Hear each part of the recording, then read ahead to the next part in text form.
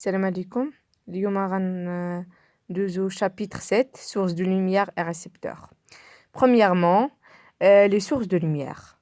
Tous les corps qui émettent de la lumière sont des sources lumineuses ou sources de lumière.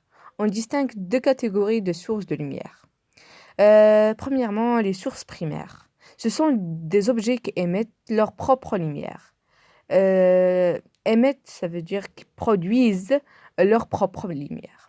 Exemple, une lampe, une flamme, le soleil, une étoile, écran de TV, diode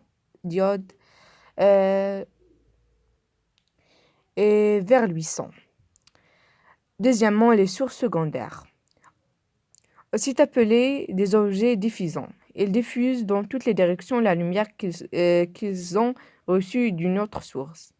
Ils diffusent, ça veut dire ils renvoient. Ils renvoient dans toutes les directions la lumière qu'ils ont reçue d'une autre source. Exemple, planète, lune, mur et lampe éteinte.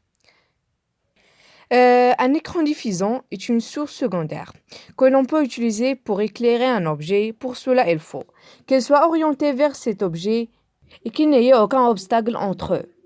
Qu'il soit lui-même éclairé par une autre source. Un écran noir ne peut pas être utilisé car il ne diffuse pas la lumière. Remarque, corps opaque, il ne laisse pas passer la lumière. On ne voit pas à travers, comme le carton, le bois, les métaux, murs et en briques. Corps transparent, il laisse passer la majorité de la lumière. On voit parfaitement à travers, comme le verre, air, eau et certains plastiques. Corps translucide. Il laisse passer peu de lumière, comme le papier calque, peau humaine, verre dépollué. On va parler des récepteurs de lumière. Un récepteur de lumière est un dispositif qui reçoit une énergie lumineuse.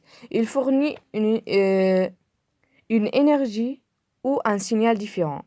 Il existe différentes sortes de récepteurs, comme l'œil, une cellule photoélectrique.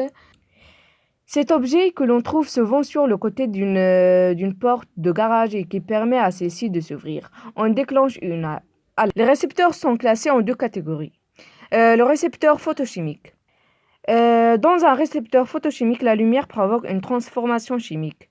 Comme par exemple, les films photographiques contiennent des composés de l'argent très sensibles à la lumière. Deuxièmement, les récepteurs photoélectriques. Les photopiles, ce sont des récepteurs très différents. Une photopile exposée à la lumière est un véritable générateur électrique. Les récepteurs photoélectriques sont divers. Ils sont utilisés dans de nombreux domaines. Télévision, cinéma, alarme, commande automatique. Et voilà le chapitre 7. J'espère que vous avez bien compris et merci.